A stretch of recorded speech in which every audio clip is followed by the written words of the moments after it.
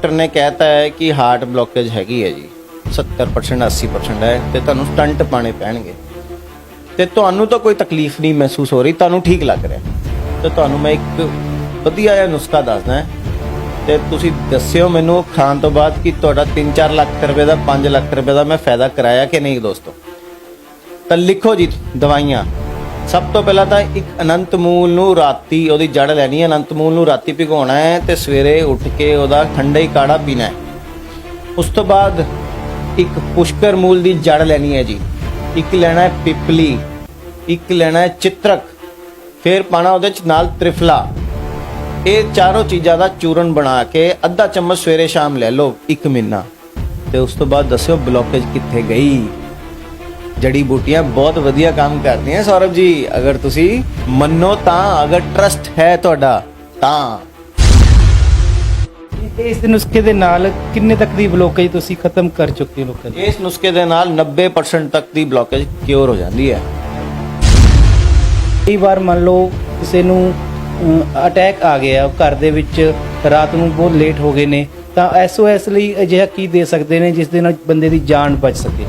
देखो सब तो पहला तो मैं कहूँगा कि 2 ਤੋਂ 3 ਗੋਲੀਆਂ ਡਿਸਪਰਿਨ ਦੀਆਂ ਪਾਣੀ ਚ ਘੋਲ ਕੇ ਨਾਲ ਦੀ ਨਾਲ ਦਿੱਤੀਆਂ ਜਾਣੀ ਚਾਹੀਦੀਆਂ ਪੇਸ਼ੈਂਟ। ਅਚਾਨਕ ਚੈਸਟ ਨਾ ਪੇਨ ਹੋ ਗਈ ਸੀਗੀ ਤੇ ਅਸੀਂ ਡਾਕਟਰ ਕੋਲ ਲੈ ਕੇ ਗਏ। ਉਹਨਾਂ ਨੇ ਕਿਹਾ ਕਿ ਤੁਸੀਂ ਹੁਣੇ ਹੀ ਮਤਲਬ ਪੌਣੇ 2 ਲੱਖ ਰੁਪਏ ਜਮ੍ਹਾਂ ਕਰਵਾ ਕੇ ਤੇ ਇਹਨਾਂ ਨੂੰ ਸਟੰਟ ਪਵਾਉਣੇ ਆ, ਬਿਨਾਂ ਕੁਝ ਚੈੱਕਅਪ ਕੀਤੇ, ਬਿਨਾਂ ਕੁਝ ਇਹ ਕਿ ਹਾਰਟ ਅਟੈਕ ਆਇਆ ਹੋਇਆ ਹੈ।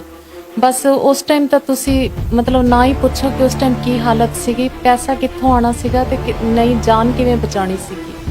ਬਸ ਫਿਰ ਉਸ ਤੋਂ ਬਾਅਦ ਮੈਂ ਡਾਕਟਰ ਸਾਹਿਬ ਅਗਰਵਾਲ ਜੀ ਨਾਲ ਗੱਲ ਕੀਤੀ,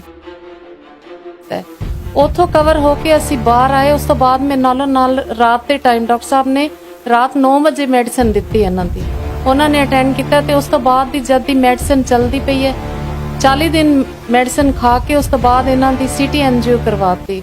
ਉਹਦੇ 'ਚ ਬਸ 30% ਤੋਂ 40% ਦੀ ਬਲੋਕੇਜ ਆਈ ਹੈ, ਤਕਰੀਬਨ ਬਲੋਕੇਜ ਖਤਮ ਹੋ ਗਈ। ਮੈਂ ਤਾਂ ਆਪ ਹੈਰਾਨ ਆ ਵੀ 40 ਤੋਂ 50 ਦੇ ਦਿਨ 'ਚ ਕਿਵੇਂ ਰਿਕਵਰੀ ਹੋ ਗਈ। ਔਰ ਅਸੀਂ ਮੂੰਹਜ਼ਬਾਨੀ ਨਹੀਂ ਬੋਲਦੇ, ਸਾਡੇ ਕੋਲ ਰਿਪੋਰਟਾਂ ਬੋਲਦੀਆਂ ਨੇ। ਜਦ ਜਿਹਨੇ ਚੈੱਕ ਕਰਨੀਆਂ ਨੇ ਉਹ ਚੈੱਕ ਕਰ ਸਕਦਾ ਹੈ ਵੀ ਆਹ ਰਿਪੋਰਟ ਤੁਹਾਡੀ 1 ਮਹੀਨੇ ਪਹਿਲਾਂ ਦੀ ਰਿਪੋਰਟ ਆਏ ਤੇ ਉਸ ਤੋਂ 1.5 ਮਹੀਨੇ ਬਾਅਦ ਦੀ ਰਿਪੋਰਟ ਤੁਹਾਡੀ ਕੀ ਹੈ ਉਹ ਦਿਖਾਓ, ਉਹ ਵੀ ਚੈੱਕ ਕਰ ਸਕਦੇ ਸਾਡੇ ਕੋਲ ਵੀ ਆਹ ਰਿਪੋਰਟਾਂ ਨੇ ਤੇ ਆਹ ਦਵਾਈਆਂ ਨੇ ਉਹਨਾਂ ਦੀ। ਨੇ ਬਹੁਤ ਹੀ ਫੇਮਸ ਡਾਕਟਰ ਨੇ, ਖਾਸ ਕਰਕੇ ਜਿਨ੍ਹਾਂ ਨੂੰ ਹਾਰਟ ਦੀ ਬਹੁਤ ਜ਼ਿਆਦਾ ਪ੍ਰੋਬਲਮ ਰਹਿੰਦੀਆਂ ਨੇ, ਖਾਸ ਕਰਕੇ ਜਿਵੇਂ ਹਾਰਟ ਬਲੋਕੇਜ ਕਹਿ ਸਕਦੇ ਹਾਂ, ਜਾਂ ਜਿਨ੍ਹਾਂ ਦਾ BP ਬਹੁਤ ਜ਼ਿਆਦਾ ਹਾਈ ਜਾਂ ਡਾਊਨ ਹੋ ਜਾਂਦਾ ਹੈ। ਹਾਰਟ ਦੇ ਨਾਲ ਰਿਲੇਟਡ ਜਿੰਨੀ ਵੀ ਪ੍ਰੋਬਲਮਸ ਨੇ, ਈਵਨ ਕਿ ਇਹ ਲਗਾ ਲਓ ਜਿਨ੍ਹਾਂ ਨੂੰ ਸਟੰਟ ਤੱਕ ਪੈਣ ਦੀ ਨੌਬਤ ਆ ਗਈ ਸੀ ਜਾਂ ਬਾਈਪਾਸ ਸਰਜਰੀ ਤੱਕ ਦੀ ਪ੍ਰੋਬਲਮ ਆ ਗਈ ਸੀ, 90 ਤੋਂ ਪਲੱਸ ਜਿਨ੍ਹਾਂ ਦੀ ਬਲੋਕੇਜ ਹੋ ਗਈ ਸੀ ਹਾਰਟ ਦੇ ਵਿੱਚ, ਉਹ ਵੀ ਇਹਨਾਂ ਨੇ ਆਯੁਰਵੈਦਿਕ ਦਵਾਈਆਂ ਦੇ ਨਾਲ ਠੀਕ ਕਰ ਦਿੱਤਾ ਹੈ।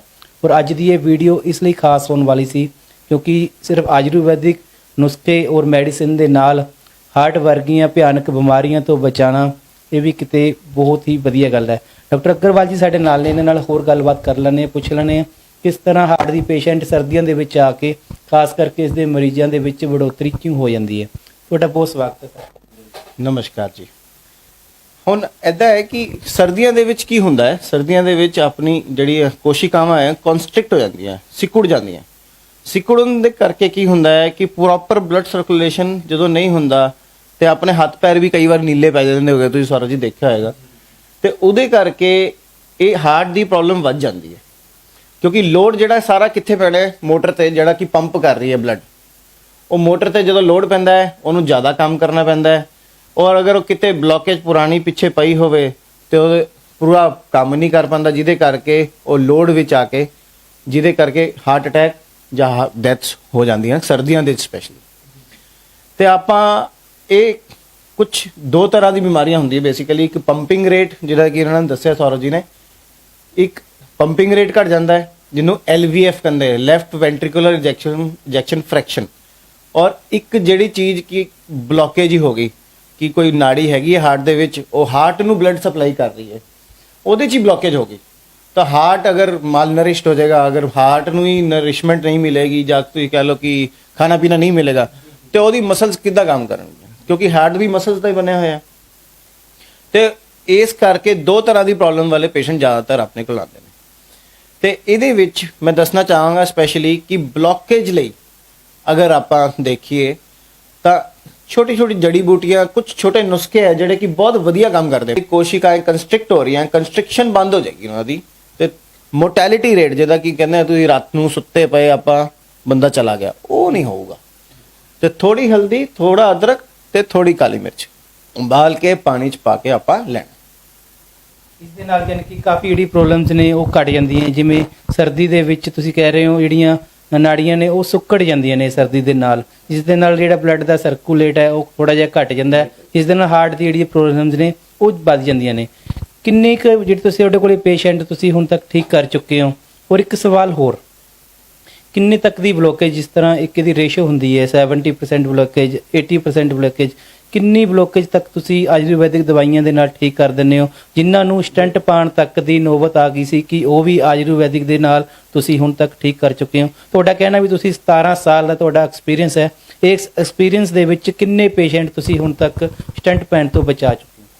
ਦੇਖੋ ਜੀ, ਸਾਡੇ ਕੋਲ ਰੋਜ਼ ਦੇ 3 ਤੋਂ 4 ਪੇਸ਼ੈਂਟ ਤਾਂ ਘੱਟੋ ਘੱਟ ਹਾਰਟ ਦੇ ਆਂਦੇ ਤੇ ਦੇਖਿਆ ਜਾਵੇ ਤਾਂ ਘੱਟੋ ਘੱਟ 3-4 ਹਜ਼ਾਰ ਮਰੀਜ਼ ਤਾਂ ਅਸੀਂ ਹਾਰਟ ਦੇ ਪੇਸ਼ੈਂਟ ਇਹੋ ਜਿਹੇ ਹੈਗੇ ਆ ਜਿਹੜੇ ਕਿ ਬਿਲਕੁਲ ਸਟੰਟ, ਜਿਨ੍ਹਾਂ ਨੂੰ ਲੋਕੀ ਡਾਕਟਰਸ ਪਾ ਵੀ ਦਿੰਦੇ ਨੇ। ਅੱਜਕੱਲ ਤੁਹਾਨੂੰ ਪਤਾ ਹੈ ਗੋਰਖ ਧੰਦਾ ਬਣ ਗਿਆ, ਪੇਟ 'ਚ ਗੈਸ ਉੱਠੀ, ਗੈਸ ਉੱਠ ਕੇ ਉੱਤੇ ਹਾਰਟ ਤੇ ਦਬਾਅ ਪਿਆ ਜਿਹਦੇ ਕਰਕੇ ਦਰਦ ਹੋਇਆ, ਬੰਦਾ ਸੋਚਦਾ ਚੈਸਟ ਪੇਨ ਹੋ ਗਈ, ਚਲੋ ਜੀ ਡਾਕਟਰ ਕੋਲ ਭੱਜਿਆ, ਡਾਕਟਰ ਨੇ ਨਾਲ ਦੀ ਨਾਲ ਐਂਜੀਓਗ੍ਰਾਫੀ ਕੀਤੀ, ਦੱਸਿਆ ਜੀ 4-5 ਲੱਖ ਰੁਪਏ ਦਾ ਖਰਚਾ ਬਾਈਪਾਸ ਕਰਨਾ ਪਊ।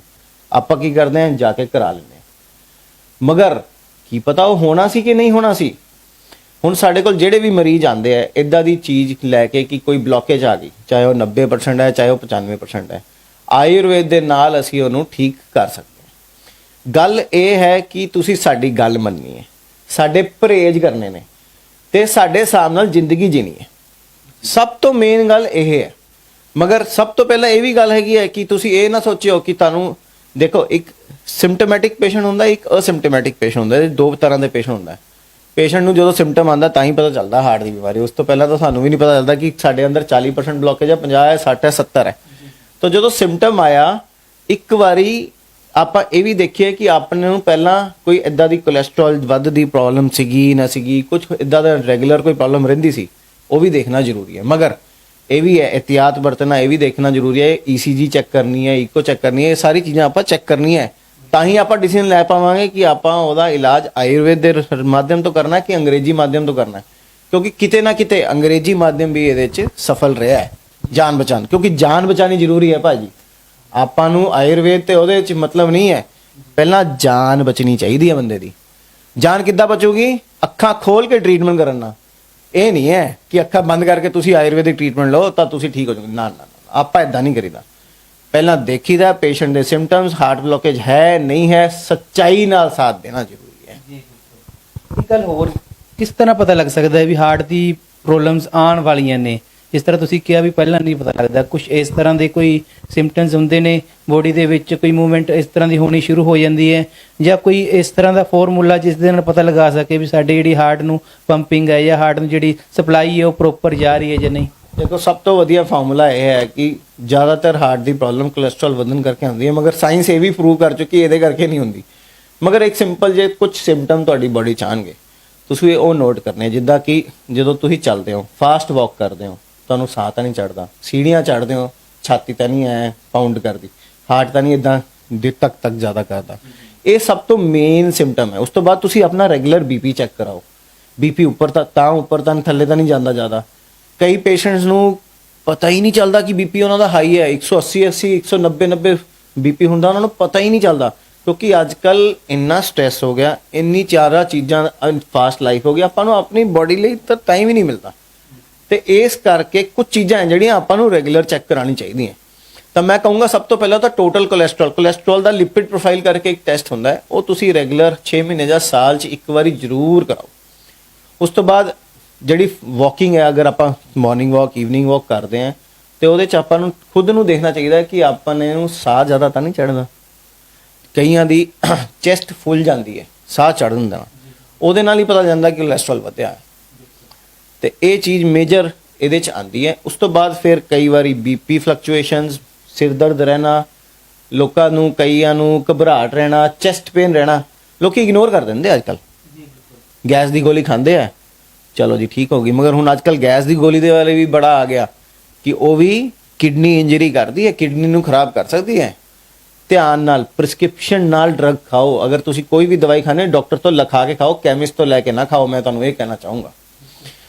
ਸਰ ਡੀਐਸਆਰ ਤਾਂ ਲਗਭਗ ਹਰ ਘਰ ਦੇ ਵਿੱਚ ਕੈਪਸੂਲ ਪਿਆ ਹੀ ਹੈ। ਜਦੋਂ ਵੀ ਕਿਸੇ ਨੂੰ ਲੱਗਦਾ ਵੀ ਗੈਸ ਦੀ ਆਪਦੀ ਪ੍ਰੋਬਲਮ ਆ ਗਈ ਤਾਂ ਖਾਲੀ ਪੇਟ ਸਭ ਤੋਂ ਪਹਿਲਾਂ ਅੰਦਰ ਡੀਐਸਆਰ ਜਾਂਦੀ ਹੈ। ਤੁਸੀਂ ਕਹਿੰਦੇ ਹੋ ਵੀ ਡੀਐਸਆਰ ਦੇ ਨਾਲ ਵੀ ਕਿਡਨੀ ਦੀ ਪ੍ਰੋਬਲਮਸ ਆ ਸਕਦੀਆਂ ਨੇ। ਬਿਲਕੁਲ, ਇਹ ਹੁਣ ਇੱਕ ਨਵੀਂ ਸਟੱਡੀ ਆਈ ਹੈ ਜਿਹੜੀ ਕਿ ਦੱਸ ਰਹੀ ਹੈ ਕਿ ਅਸੀਂ ਸਭ ਤੋਂ ਪਹਿਲਾਂ ਜਿਹੜੇ ਸਾਡੇ ਕੋਲ ਕਿਡਨੀ ਪੇਸ਼ੈਂਟ ਆਉਂਦੇ ਉਹਨਾਂ ਦਾ ਡੀਐਸਆਰ ਬੰਦ ਕਰਾਈਦਾ ਹੈ।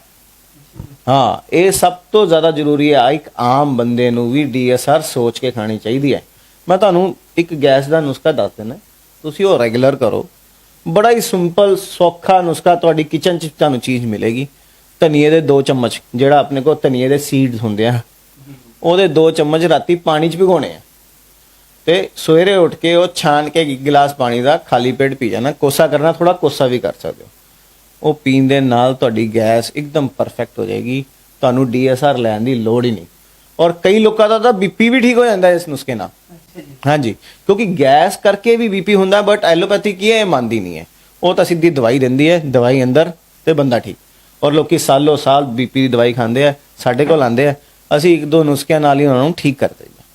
ਗੈਸ ਦੇ ਵੀ ਬਹੁਤ ਸਾਰੀ ਪ੍ਰੋਬਲਮਸ, ਹਾਰਟ ਕਈ ਵਾਰ ਗੈਸ ਇੰਨੀ ਜ਼ਿਆਦਾ ਬਣ ਜਾਂਦੀ ਹੈ, ਲੱਗਦਾ ਵੀ ਹਾਰਟ ਦੀ ਪ੍ਰੋਬਲਮ ਆ ਗਈ ਹੈ। ਅਕਸਰ ਇਸ ਤਰ੍ਹਾਂ ਦਾ ਵੀ ਦੇਖਿਆ ਹੈ। ਔਰ ਡਾਕਟਰ ਕੋਲੇ ਜਾਂਦੇ ਨੇ, ਤੁਸੀਂ ਜਿਸ ਤਰ੍ਹਾਂ ਕਿਹਾ, ਤਾਂ ਉਹ ਸਟੈਂਟ ਵੀ ਕਈ ਵਾਰ ਪਾਉਂਦੇ, ਸਰਜਰੀ ਤੱਕ ਕਰ ਦਿੰਦੇ ਆ। ਤਾਂ ਇੱਕ ਗੱਲ ਹੋਰ, ਕਈ ਵਾਰ ਮੰਨ ਲਓ ਕਿਸੇ ਨੂੰ ਅਟੈਕ ਆ ਗਿਆ ਘਰ ਦੇ ਵਿੱਚ, ਰਾਤ ਨੂੰ ਬਹੁਤ ਲੇਟ ਹੋ ਗਏ ਨੇ, ਤਾਂ ਐਸਓਐਸ ਲਈ ਅਜਿਹਾ ਕੀ ਦੇ ਸਕਦੇ ਨੇ ਜਿਸ ਦੇ ਨਾਲ ਬੰਦੇ ਦੀ ਜਾਨ ਬਚ ਸਕੇ? ਦੇਖੋ, ਸਭ ਤੋਂ ਪਹਿਲਾਂ ਤਾਂ ਮੈਂ ਕਹੂੰਗਾ ਕਿ 2 ਤੋਂ 3 ਗੋਲੀਆਂ ਡਿਸਪਰਿਨ ਦੀਆਂ ਪਾਣੀ 'ਚ ਘੋਲ ਕੇ ਨਾਲ ਦੀ ਨਾਲ ਦਿੱਤੀਆਂ ਜਾਣੀ ਚਾਹੀਦੀਆਂ ਪੇਸ਼ੈਂਟ ਨੂੰ। ਔਰ ਉਸ ਤੋਂ ਬਾਅਦ ਇਮੀਡੀਏਟਲੀ ਇੱਕ ਵਾਰ ਹਸਪੀਟਲ ਲੈ ਜਾਣਾ ਤਾਂ ਆਪਣਾ ਬੰਦ ਹੈ। ਉੱਥੇ ਜਾ ਕੇ ਈਸੀਜੀ ਹੋਏਗੀ, ਇਕੋ ਹੋਏਗੀ ਤੇ ਹੋਰ ਟੈਸਟ ਹੁੰਦੇ ਨੇ, ਉਹ ਹੋਣਗੇ ਤਾਂ ਆਪਾਂ ਨੂੰ ਪਤਾ ਚੱਲੇਗਾ ਕਿ ਇਹ ਹਾਰਟ ਦੀ ਤਕਲੀਫ ਸੀ ਕਿ ਗੈਸ ਕਰਕੇ ਕੁਝ ਉੱਪਰ ਨੀਚੇ ਹੋਇਆ। ਤੇ ਉਹ ਡੈਫੀਨੇਟਲੀ ਸਭ ਤੋਂ ਜ਼ਿਆਦਾ ਜ਼ਰੂਰੀ ਹੈ, ਕਿਉਂਕਿ ਜਾਨ ਬਚਣੀ ਉਸ ਟਾਈਮ ਬਹੁਤ ਜ਼ਰੂਰੀ ਹੈ। ਉਸ ਟਾਈਮ ਤੇ ਤੁਸੀਂ ਆਯੁਰਵੇਦ ਤੇ ਐਲੋਪੈਥੀ ਨਾ ਸੋਚ ਕੇ ਪਹਿਲਾਂ ਪੇਸ਼ੈਂਟ ਦੀ ਕੰਡੀਸ਼ਨ ਨੂੰ ਸਟੇਬਲ ਕਰਨਾ ਜ਼ਰੂਰੀ ਹੈ।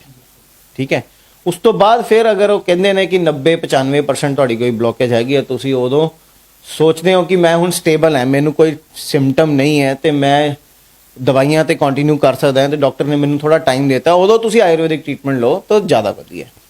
ਹਾਰਟ ਨੂੰ ਕਿਸ ਤਰ੍ਹਾਂ ਬਚਾਇਆ ਜਾ ਸਕਦਾ ਹੈ? ਨੋਰਮਲ ਲਾਈਫ ਜਿਸ ਤਰ੍ਹਾਂ ਲੋਕ ਜੀ ਰਹੇ ਨੇ, ਇਸ ਦੇ ਨਾਲ ਕਿਹੜੀਆਂ-ਕਿਹੜੀਆਂ ਚੀਜ਼ਾਂ ਦਾ ਧਿਆਨ ਰੱਖਿਆ ਜਾਵੇ? ਕਿਹੜੀ ਮੈਡੀਸਿਨ ਲੱਤੀਆਂ ਜਾਣ ਜਾਂ ਕਿਹੜੀ ਕੋਈ ਘਰੇਲੂ ਚੀਜ਼ਾਂ ਖਾਧੀਆਂ ਜਾਣ ਜਿਸ ਦੇ ਨਾਲ ਆਪਾਂ ਹਾਰਟ ਨੂੰ ਸੇਫ ਰੱਖ ਸਕੀਏ?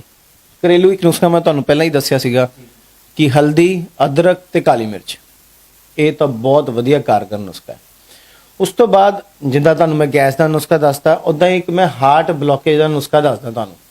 ਇਹ ਨੁਸਖਾ ਅਗਰ ਤੁਸੀਂ ਯੂਜ਼ ਕਰ ਲਓ 1 ਮਹੀਨਾ, ਤੁਹਾਡੀ ਸਾਰੀਆਂ ਬਲੋਕੇਜਾਂ ਖੁੱਲ ਜਾਣਗੀਆਂ। ਸਾਡੇ ਕੋਲ ਕਈ ਵਾਰੀ ਪੇਸ਼ੈਂਟ ਆਂਦਾ ਹੈ, ਪੇਸ਼ੈਂਟ ਕਹਿੰਦਾ ਜੀ ਸਾਨੂੰ ਦਰਦ ਵੀ ਸੀਗਾ, ਅਸੀਂ ਉੱਥੇ ਹਸਪੀਟਲ ਗਏ, ਉਹਨਾਂ ਨੇ ਸਾਨੂੰ ਦਿੱਤਾ, ਸਾਨੂੰ ਕਹਿਤਾ ਜੀ ਸਾਨੂੰ ਤਾਂ ਤੁਹਾਨੂੰ ਤਾਂ ਸਟੰਟ ਪੈਣਗੇ, ਤੇ ਅਸੀਂ ਤਾਂ ਉੱਥੋਂ ਹੀ ਬੈੱਡ ਤੋਂ ਉੱਠ ਕੇ ਆ ਗਏ ਤੇ ਉਹ ਕੁਝ ਵੀ ਨਹੀਂ ਹੋਇਆ ਉਹਨਾਂ ਨੂੰ, ਅੱਜ ਤੱਕ ਕੁਝ ਵੀ ਨਹੀਂ ਹੋਇਆ। ਉਸ ਤੋਂ ਬਾਅਦ ਅਸੀਂ ਆਪਣੀ ਦਵਾਈ ਦਿੱਤੀ ਹੈ, 1.5-2 ਮਹੀਨੇ ਬਾਅਦ ਦੁਆਰ ਤੋਂ ਉਹਨਾਂ ਦੀ ਐਂਜੀਓਗ੍ਰਾਫੀ ਕਰੀ, ਉਹ ਬਿਲਕੁਲ ਖੁੱਲ ਗਈਆਂ ਨਸਾਂ। ਤੇ ਤੁਹਾਨੂੰ ਮੈਂ ਉਹ ਨੁਸਖਾ ਦੱਸਣ ਜਾ ਰਿਹਾ ਦੋਸਤੋ। ਉਹ ਨੁਸਖਾ ਲਿਖ ਲਓ, ਉਹ ਨੁਸਖਾ ਯਾਦ ਕਰ ਲਓ। ਉਹ ਨੁਸਖੇ ਦੇ ਨਾਲ ਤੁਹਾਡੀ ਹਾਰਟ ਦੀ ਸਾਰੀ ਬਲੋਕੇजेस ਖੁੱਲਣ ਵਾਲੀਆਂ। ਸਭ ਤੋਂ ਪਹਿਲਾਂ ਤਾਂ ਲੈਣੀ ਹੈ ਜੀ ਪੁਸ਼ਕਰ ਮੂਲ ਦੀ ਜੜ, ਉਸ ਤੋਂ ਬਾਅਦ ਤ੍ਰਿਫਲਾ, ਪਿਪਲੀ, ਚਿਤਰਕ, ਇਹਨਾਂ ਸਾਰਿਆਂ ਦਾ ਮਿਲਾ ਕੇ ਚੂਰਨ ਬਣਾਉਣਾ ਹੈ। ਪਿਪਲੀ ਥੋੜੀ ਘੱਟ ਕੁਆਂਟੀਟੀ 'ਚ, ਪਿਪਲੀ ਹਮੇਸ਼ਾ ਜਦੋਂ ਪਾਈ ਦੀ 1/10 ਕੁਆਂਟੀਟੀ 'ਚ ਪਾਣੀ ਹੈ ਜੀ। ਤੇ ਉਹਨਾਂ ਸਾਰਿਆਂ ਨੂੰ ਮਿਲਾ ਕੇ ਇੱਕ ਚੂਰਨ ਬਣਾ ਲਿਓ। ਚੂਰਨ ਬਣਾ ਕੇ ਅੱਧਾ ਚਮਚ ਸਵੇਰੇ ਸ਼ਾਮ ਅਗਰ ਤੁਸੀਂ ਲਓ, ਤੁਹਾਡੀ ਹਾਰਟ ਦੀ ਬਲੋਕੇਜ ਕਲੀਅਰ ਹੋ ਜਾਣਗੀ ਦੋਸਤੋ। 1 ਮਹੀਨਾ ਲੈ ਕੇ ਦੱਸਣਾ ਜ਼ਰੂਰ ਮੈਨੂੰ ਕਿ ਹਾਲ ਕੀ ਹੈ, ਕਿੱਥੇ ਗਈਆਂ ਬਲੋਕੇਜਾਂ। ਡਾਕਟਰ ਨੇ ਕਹਿਤਾ ਹੈ ਕਿ ਹਾਰਟ ਬਲੋਕੇਜ ਹੈਗੀ ਹੈ ਜੀ 70% 80% ਹੈ ਤੇ ਤੁਹਾਨੂੰ ਸਟੰਟ ਪਾਣੇ ਪੈਣਗੇ ਤੇ ਤੁਹਾਨੂੰ ਤਾਂ ਕੋਈ ਤਕਲੀਫ ਨਹੀਂ ਮਹਿਸੂਸ ਹੋ ਰਹੀ, ਤੁਹਾਨੂੰ ਠੀਕ ਲੱਗ ਰਿਹਾ, ਤੇ ਤੁਹਾਨੂੰ ਮੈਂ ਇੱਕ ਵਧੀਆ ਜਿਹਾ ਨੁਸਖਾ ਦੱਸਦਾ ਤੇ ਤੁਸੀਂ ਦੱਸਿਓ ਮੈਨੂੰ ਖਾਣ ਤੋਂ ਬਾਅਦ ਕਿ ਤੁਹਾਡਾ 3-4 ਲੱਖ ਰੁਪਏ ਦਾ 5 ਲੱਖ ਰੁਪਏ ਦਾ ਮੈਂ ਫਾਇਦਾ ਕਰਾਇਆ ਕਿ ਨਹੀਂ ਦੋਸਤੋ। ਤਾਂ ਲਿਖੋ ਜੀ ਦਵਾਈਆਂ। ਸਭ ਤੋਂ ਪਹਿਲਾਂ ਤਾਂ ਇੱਕ ਅਨੰਤ ਮੂਲ ਨੂੰ ਰਾਤੀ ਉਹਦੀ ਜੜ ਲੈਣੀ ਹੈ। ਅਨੰਤ ਮੂਲ ਨੂੰ ਰਾਤੀ ਭਿਗਾਉਣਾ ਹੈ ਤੇ ਸਵੇਰੇ ਉੱਠ ਕੇ ਉਹਦਾ ਠੰਡਾ ਹੀ ਕਾੜਾ ਪੀਣਾ ਹੈ। ਉਸ ਤੋਂ ਬਾਅਦ ਇੱਕ ਪੁਸ਼ਕਰ ਮੂਲ ਦੀ ਜੜ ਲੈਣੀ ਹੈ ਜੀ, ਇੱਕ ਲੈਣਾ ਹੈ ਪਿਪਲੀ, ਇੱਕ ਲੈਣਾ ਹੈ ਚਿਤਰਕ, ਫਿਰ ਪਾਣਾ ਉਹਦੇ ਚ ਨਾਲ ਤ੍ਰਿਫਲਾ। ਇਹ ਚਾਰੋਂ ਚੀਜ਼ਾਂ ਦਾ ਚੂਰਨ ਬਣਾ ਕੇ ਅੱਧਾ ਚਮਚ ਸਵੇਰੇ ਸ਼ਾਮ ਲੈ ਲਓ 1 ਮਹੀਨਾ, ਤੇ ਉਸ ਤੋਂ ਬਾਅਦ ਦੱਸਿਓ ਬਲੋਕੇਜ ਕਿੱਥੇ ਗਈ। ਜੜੀ ਬੂਟੀਆਂ ਬਹੁਤ ਵਧੀਆ ਕੰਮ ਕਰਦੀਆਂ ਸੌਰਵ ਜੀ, ਅਗਰ ਤੁਸੀਂ ਮੰਨੋ ਤਾਂ, ਅਗਰ ਟਰਸਟ ਹੈ ਤੁਹਾਡਾ ਤਾਂ।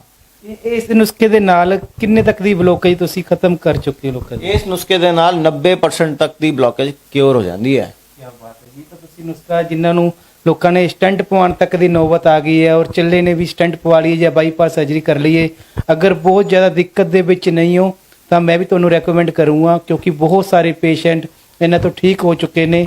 ਤੁਸੀਂ ਇੱਕ ਵਾਰੀ ਇਹ ਜ਼ਰੂਰ ਅਜਮਾ ਕੇ ਦੇਖੋ, ਤੇ ਉਸ ਤੋਂ ਬਾਅਦ ਡਾਕਟਰ ਸਾਹਿਬ ਜਿਵੇਂ ਕਹਿ ਰਹੇ ਨੇ ਇਹਨਾਂ ਨੂੰ ਯਾਦ ਜ਼ਰੂਰ ਕਰਿਓ। ਇੱਕ ਤੁਸੀਂ ਕਹਿ ਰਹੇ ਚੈਸਟ ਪੇਨ ਅਗਰ ਹੋਣ ਲੱਗ ਜਾਂਦੀ ਹੈ ਤਾਂ ਉਹਦੇ ਵਿੱਚ ਕੀ ਦੇ ਸਕਦੇ ਹੋ? ਦੇਖੋ ਜੀ, ਚੈਸਟ ਪੇਨ ਦੇ ਵਿੱਚ ਵੀ ਇੱਕ ਨੁਸਖਾ ਹੈਗਾ, ਤੁਸੀਂ ਉਹ ਵੀ ਲਿਖੋ।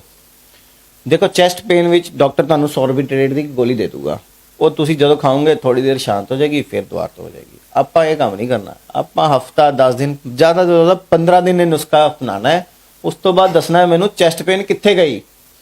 ਆਪਾਂ ਲੈਣੀ ਹੈ ਜੀ ਸਭ ਤੋਂ ਪਹਿਲਾਂ ਸਿੱਧ ਮੱਕਰ ਦਵਜ 100 mg, ਉਸ ਤੋਂ ਬਾਅਦ ਸ਼੍ਰਿੰਗਾਬਰ ਰਸ ਜਾਂ ਸ਼੍ਰਿੰਗਾਬਰ ਦੀ ਇੱਕ ਭਸਮ ਆਂਦੀ ਹੈ, ਉਹ ਲੈਣੀ ਹੈ 500 mg। ਇਹਨਾਂ ਦੋਨਾਂ ਨੂੰ ਮਿਕਸ ਕਰਕੇ ਪੁੜੀਆਂ ਬਣਾ ਲੈਣੀ ਹੈ। ਪੁੜੀਆਂ ਨੂੰ ਸ਼ਹਿਦ ਦੇ ਨਾਲ ਸਵੇਰੇ ਸ਼ਾਮ ਲੈਣਾ ਹੈ, ਜਾਂ ਫਿਰ ਜਦੋਂ ਇੰਜਾਈਨਾ ਪੇਨ ਹੋਵੇ ਉਦੋਂ ਤੁਸੀਂ ਚੱਟ ਲਓ ਇਹਨੂੰ ਮਲਾਈ ਦੇ ਨਾਲ, ਤੇ ਬੱਲੇ ਬੱਲੇ ਚੈਸਟ ਪੇਨ ਗਾਇਬ। ਤੇ ਰੈਗੂਲਰ ਪੀਣ ਵਾਸਤੇ ਇੱਕ ਕਾੜਾ ਦੇਣਾ ਜਾਂ ਫਿਰ ਇੱਕ ਚੂਰਨ ਬਣਾ ਲਓ, ਉਹਦੇ ਚ ਪਾਣਾ ਹੈ ਪੁਸ਼ਕਰ ਮੂਲ ਦੀ ਜੜਾਂ, ਹਰਿਤਕੀ, ਕੁਟਕੀ, ਦਿਵਯ ਮਤਲਬ ਜੀਰਾ, ਤੇ ਨਾਲ ਕਚੂਰਾ। ਇਹ ਚੀਜ਼ਾਂ ਤੁਸੀਂ ਮਿਲਾ ਕੇ ਪਾਊਡਰ ਬਣਾ ਲਓ। ਪਾਊਡਰ ਬਣਾ ਕੇ ਅੱਧਾ ਚਮਚ ਸਵੇਰੇ, ਅੱਧਾ ਚਮਚ ਸ਼ਾਮ ਨੂੰ ਖਾਲੀ ਪੇਟ ਗਰਮ ਕੋਸੇ ਪਾਣੀ ਨਾਲ ਲੈਣਾ ਹੈ, ਤੇ ਫਿਰ ਦੱਸਿਓ ਚੈਸਟ ਪੇਨ ਬਾਅਦ 15 ਦਿਨ ਬਾਅਦ ਕਿੱਥੇ ਗਈ।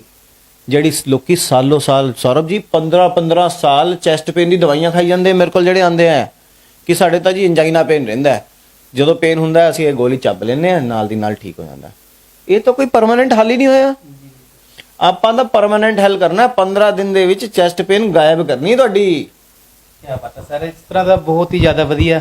ਇੱਕ ਗੱਲ ਹੋਰ, ਕਿੰਨੇ ਕੁ ਪੇਸ਼ੈਂਟ ਤੁਸੀਂ ਠੀਕ ਕਰ ਚੁੱਕੇ ਹੋ? ਮੈਂ ਇਹ ਗੱਲ ਪਹਿਲਾਂ ਹੀ ਪੁੱਛੀ ਸੀ, ਕਿੰਨੇ ਕੁ ਪੇਸ਼ੈਂਟ ਦੀ ਤੁਹਾਡੇ ਕੋਲ ਲਿਸਟ ਹੋਊਗੀ ਜਿਹੜੇ ਤੁਸੀਂ ਹੁਣ ਤੱਕ ਠੀਕ ਕਰ ਚੁੱਕੇ ਹੋ, ਸਿਰਫ ਆਯੁਰਵੈਦਿਕ ਨੁਸਖਿਆਂ ਦੇ ਨਾਲ ਜਾਂ ਦਵਾਈਆਂ ਦੇ ਨਾਲ, ਜਾਂ ਜਿਹੜੇ ਤੁਸੀਂ ਪਰਹੇਜ਼ ਐਕਸਰਸਾਈਜ਼ ਦੱਸਦੇ ਹੋ ਜਿਨ੍ਹਾਂ ਨੂੰ ਸਟੰਟ ਪਾਉਣ ਦੀ ਨੌਬਤ ਆ ਗਈ ਹੋ? ਇਦਾਂ ਕੋਈ ਕਾਊਂਟ ਮੇਰੇ ਕੋਲ ਨਹੀਂ ਹੈ, ਬਟ ਮੇਰੇ ਕੋਲ ਡਾਟਾ ਮੇਨਟੇਨਡ ਹੈ ਕਾਫੀ ਪੇਸ਼ੈਂਟਸ ਦਾ।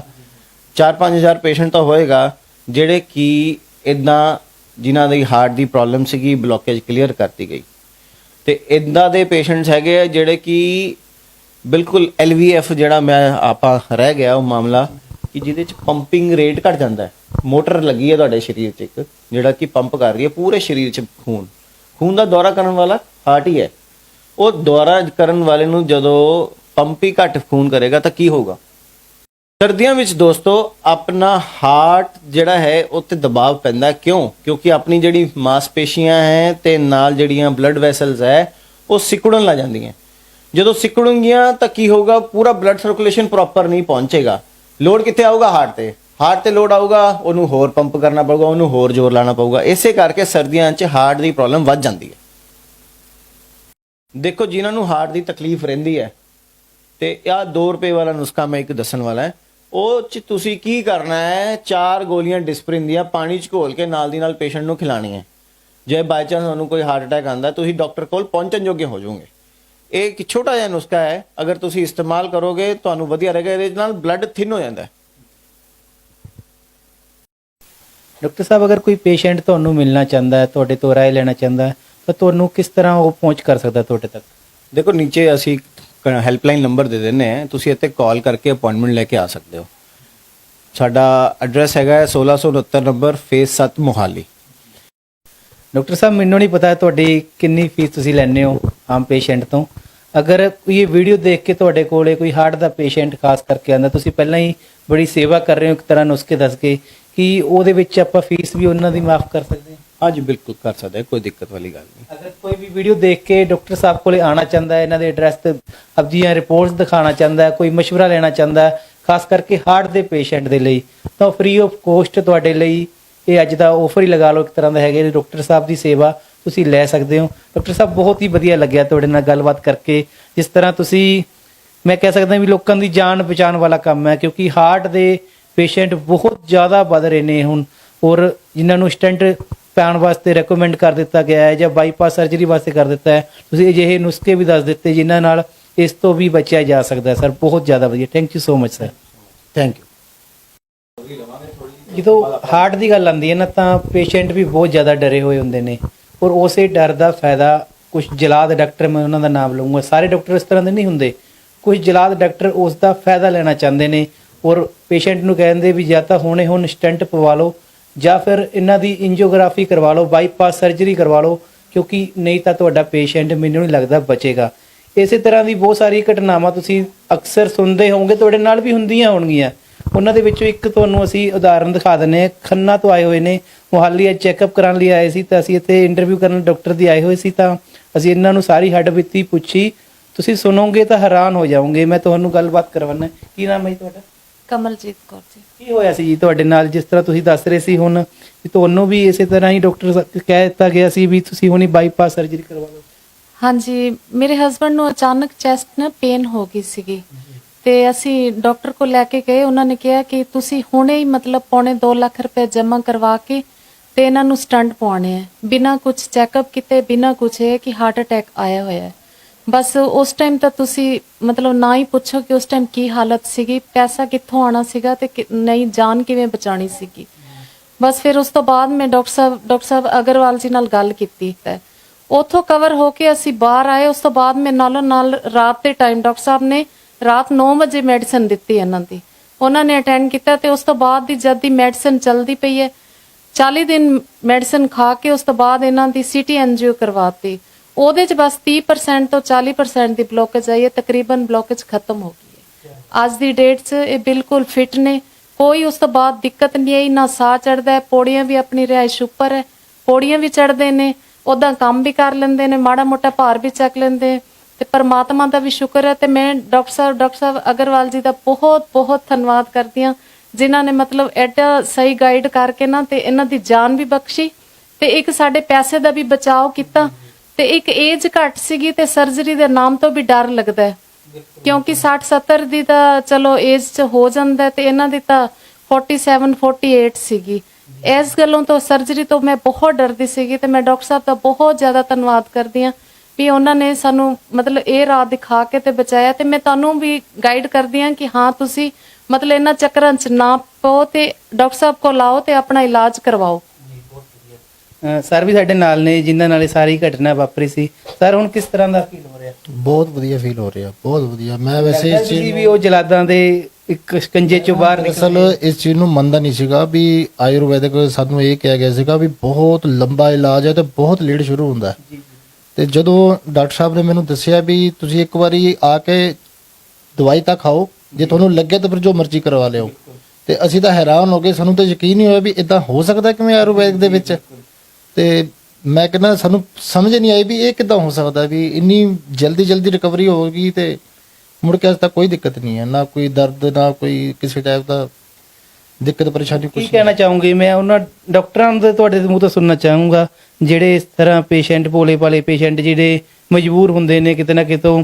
ਚਲੋ ਤੁਹਾਡੀ ਕਿਸਮਤ ਚੰਗੀ ਸੀ, ਤੁਸੀਂ ਇੱਥੇ ਪਹੁੰਚ ਗਏ। ਕਈ ਲੋਕਾਂ ਨੂੰ ਆਪਣੇ ਘਰ ਵੇਚ ਕੇ ਵੀ ਰੁਪਏ ਲਗਾਉਣੇ ਪੈਂਦੇ ਆ। ਉਹਨਾਂ ਡਾਕਟਰਾਂ ਨੂੰ ਕੀ ਕਹਿਣਾ ਚਾਹੋਗੇ? ਸਰ ਪਤਾ ਕੀ ਗੱਲ ਹੈ, ਇਹ ਸਹੀ ਮੰਨੇ ਚ ਕਹਿੰਦੇ ਨੇ ਜਿਹੜਾ ਇਹ ਡਾਕਟਰੀ ਪੇਸ਼ਾ ਨਾ ਸਾਨੂੰ ਜੋ ਸਮਝ ਆਈ ਹੈ, ਉਹ ਕਹਿੰਦੇ ਵੀ ਇਹ ਡਰ ਦਾ ਮਾਹੌਲ ਹੈ ਜੋ ਇੱਕਦਮ ਨਾ ਬੰਦੇ ਨੂੰ ਡਰਾ ਦਿੰਦੇ ਨੇ, ਇਹ ਜਿਹਾ ਕਿ ਬੰਦਾ ਕਹਿੰਦਾ ਵੀ ਇਹ ਤੁਹਾਡਾ ਪੇਸ਼ੈਂਟ ਖਤਮ ਹੈ ਤੇ ਉਹਦੇ ਡਰ ਦੇ ਕਾਰਨ ਹੀ ਲੋਕੀ ਆਪਣਾ ਜਲਦੀ ਤੋਂ ਜਲਦੀ ਇਲਾਜ ਕਰਵਾਉਂਦੇ ਨੇ। ਲੇਕਿਨ ਤੁਸੀਂ ਆਯੁਰਵੇਦ ਦਾ ਇਲਾਜ ਕਰਾਓ, ਚੈੱਕ ਕਰੋ ਉਹਨਾਂ ਨੂੰ। ਕੋਈ ਇਹੋ ਜਿਹੀ ਗੱਲਬਾਤ ਨਹੀਂ ਹੈਗੀ ਜਿਹਦਾ ਆਪਾਂ ਕਹਿੰਦੇ ਸੀ ਕਿ ਪਹਿਲਾਂ ਸਮਾਂ ਹੁੰਦਾ ਸੀਗਾ ਵੀ ਬਹੁਤ ਦੇਰ ਬਾਅਦ ਇਲਾਜ ਹੁੰਦਾ, ਲੇਕਿਨ ਹੁਣ ਤਾਂ ਬਹੁਤ ਅੱਗੇ ਲੰਘ ਚੁੱਕਿਆ ਕੰਮ ਇਹ। ਮੈਂ ਤਾਂ ਆਪ ਹੈਰਾਨ ਆ ਵੀ 40 ਤੋਂ 50 ਦੇ ਦਿਨ ਵਿੱਚ ਕਿਵੇਂ ਰਿਕਵਰੀ ਹੋ ਗਈ। ਔਰ ਅਸੀਂ ਮੂੰਹ ਜ਼ਬਾਨੀ ਨਹੀਂ ਬੋਲਦੇ, ਸਾਡੇ ਕੋਲ ਰਿਪੋਰਟਾਂ ਬੋਲਦੀਆਂ ਨੇ। ਜਦ ਜਿਹਨੇ ਚੈੱਕ ਕਰਨੀਆਂ ਨੇ ਉਹ ਚੈੱਕ ਕਰ ਸਕਦਾ ਹੈ ਵੀ ਆਹ ਰਿਪੋਰਟ ਤੁਹਾਡੀ 1 ਮਹੀਨੇ ਪਹਿਲਾਂ ਦੀ ਰਿਪੋਰਟ ਆਏ ਤੇ ਉਸ ਤੋਂ 1.5 ਮਹੀਨੇ ਬਾਅਦ ਦੀ ਰਿਪੋਰਟ ਤੁਹਾਡੀ ਕੀ ਹੈ ਉਹ ਦਿਖਾਓ, ਉਹ ਵੀ ਚੈੱਕ ਕਰ ਸਕਦੇ ਸਾਡੇ ਕੋਲ ਵੀ ਆਹ ਰਿਪੋਰਟਾਂ ਨੇ ਤੇ ਆਹ ਦਵਾਈਆਂ ਨੇ ਉਹਨਾਂ ਦੀਆਂ। ਕੀ ਬਾਤ ਹੈ, ਬਹੁਤ ਵਧੀਆ। ਤੁਸੀਂ ਤੁਹਾਡੇ ਸਾਹਮਣੇ ਅਸੀਂ ਸਬੂਤ ਵੀ ਇਸ ਲਈ ਦਿਖਾਇਆ ਵੀ ਯਕੀਨ ਹੋ ਜਾਂਦਾ ਹੈ ਵੀ ਸਟੈਂਟ ਪਵਾਉਣ ਤੱਕ ਦੀ ਨੌਬਤ ਔਰ ਹਾਰਟ ਦੇ ਵਿੱਚ ਬਲੋਕੇਜ ਜਿਹਨਾਂ ਨੂੰ ਕਹਿ ਦਿੰਦੇ ਆ, ਉਹ ਵੀ ਆਯੁਰਵੈਦਾ ਨੁਸਖਿਆਂ ਨਾਲ, ਦਵਾਈਆਂ ਦੇ ਨਾਲ ਕਿਸ ਤਰ੍ਹਾਂ ਰਿਕਵਰ ਕੀਤੀ ਜਾ ਸਕਦੀ ਹੈ।